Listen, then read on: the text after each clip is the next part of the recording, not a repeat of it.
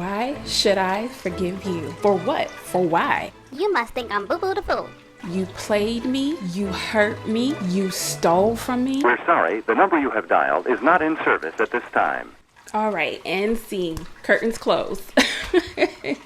I'm just messing with y'all. Hey, it's Debbie from Haven Inspired, and forgiveness is our topic for today. I know it's definitely something that everybody struggles with at some point in their life. So I'm here to kind of talk through a few things to remember and several ways for you to start the process of forgiveness. I'm sure a few of those thoughts have crossed all of our minds when someone has wronged us, but forgiveness is definitely for you, not for that other person. So we're going to go ahead and jump right in. But before we do that, make sure you hit the like button. Also, if this is your first time, this channel is all things self-care, self-help, and a few laughs in between. So make sure to also subscribe. Let's jump into it. Okay, so forgiveness. Just a few things to remember. One being, forgiveness is an act of faith. Meaning saying the words, I forgive you, that says in that moment that I am choosing to release that person as well as releasing what they did and what they said. Number two, just because you forgive that person, that doesn't mean you have to forget what they did. It's actually very wise to not forget. You want to just put that in your back pocket and move on. But fool me once, shame on you. Fool me twice, shame on me. Just make sure that you remember going forward, if you decide to continue a relationship with that person, that you remember who they showed you before. Number three, there is a big difference between forgiveness and restoring the relationship.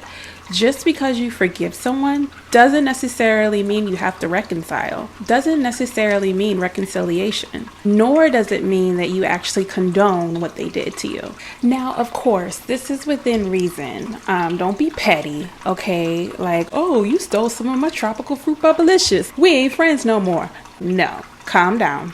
Okay, this is definitely within reason. If it's something small that you really can get over and it's really not that big of a deal, it just made you upset in that moment, that's one thing. But if they did do something drastic, like over the top, like crazy to you, and it's like it's really hard for you to go through that forgiveness process, then really take the time to really think of whether you even want to reconcile, even if you want the relationship to go back to the way that it was, and decide that before you even go through the process of forgiveness. And who knows, once you go through the process of forgiveness, you may actually change your mind on whether you want to have a relationship with that person, but definitely take it step by step and ease your way into it. Don't be a fool now, okay? It's all right. It's okay. But don't be a fool. Number four, don't worry about revenge. If revenge is on your mind, then you still have some work to do when it comes to forgiveness. Revenge, being continuously angry, it just takes a lot of energy. It takes so much energy from you physically, emotionally, spiritually. It just sucks everything out of you.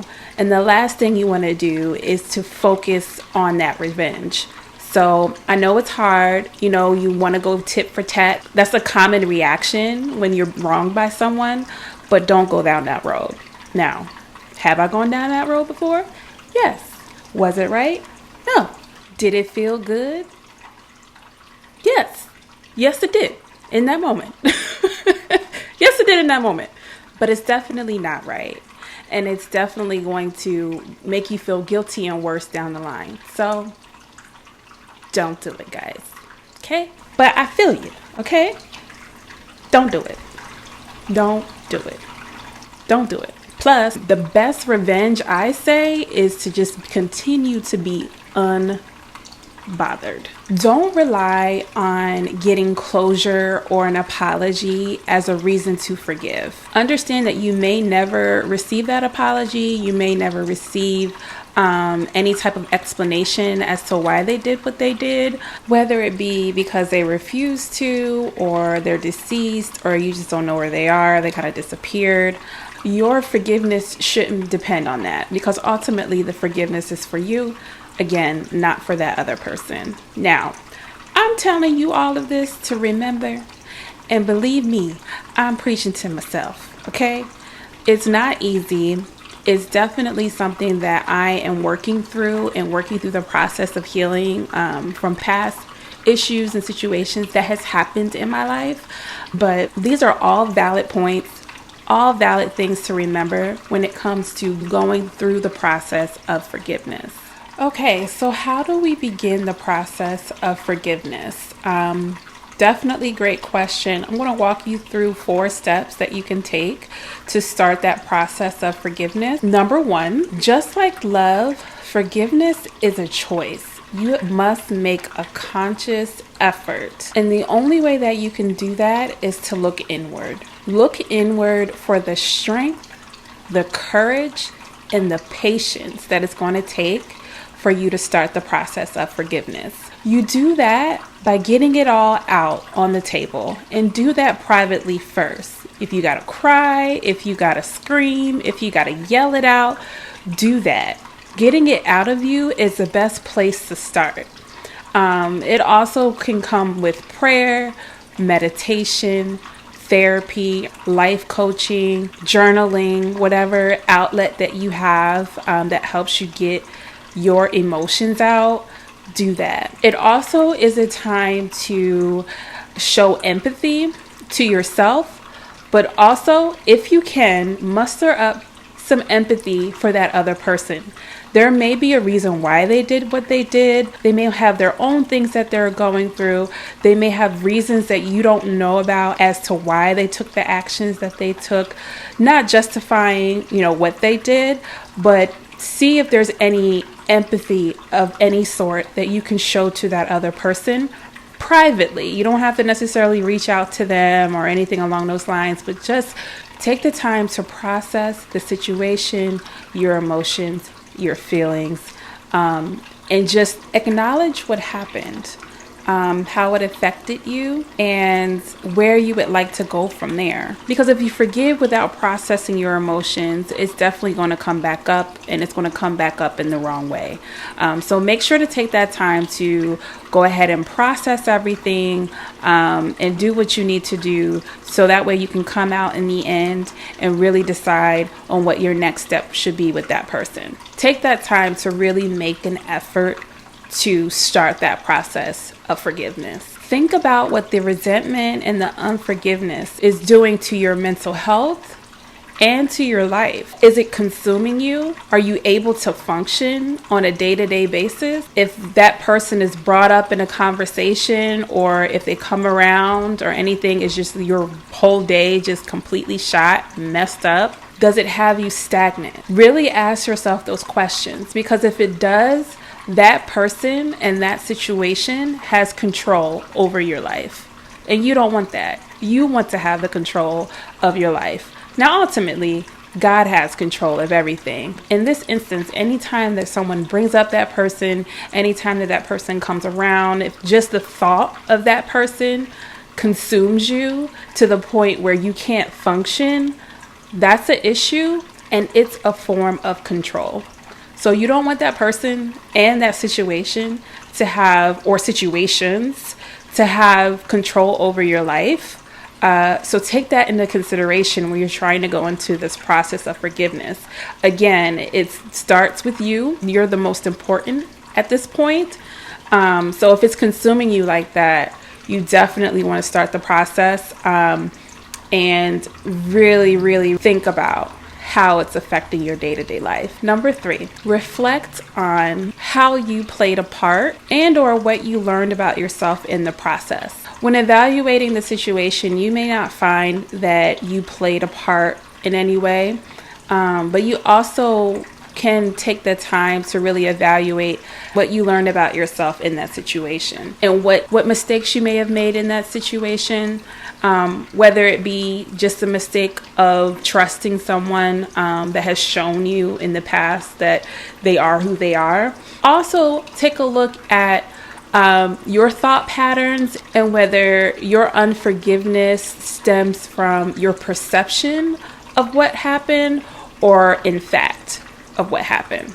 And I know that may be hard to hear, but there are plenty of instances where we begin to be unforgiving for our perceptions and what we thought happened or what we think happened, and that may not necessarily be fact. So your perception and what fact is can be two different things. For example, you have a friend that didn't come to a very important event that you were throwing, and they didn't call, nothing was discussed, they just didn't show up. Your perception can be that they just didn't show up because they didn't want to, or they were jealous, or whatever. There could have been so many different perceptions or way you could have perceived that. In essence, they had a family emergency, or they got in a car accident or something popped up. Because of your perception being the height of your thoughts, you don't have a conversation with that person. You don't talk to them about it. Your unforgiveness is stemming on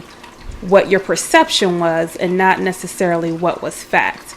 Now, the way that the unforgiveness can come to play is that you guys don't talk about it. You guys don't have a conversation. You let it fester. It keeps rising and rising within you, and you just don't have the capacity to have a conversation with them in that moment.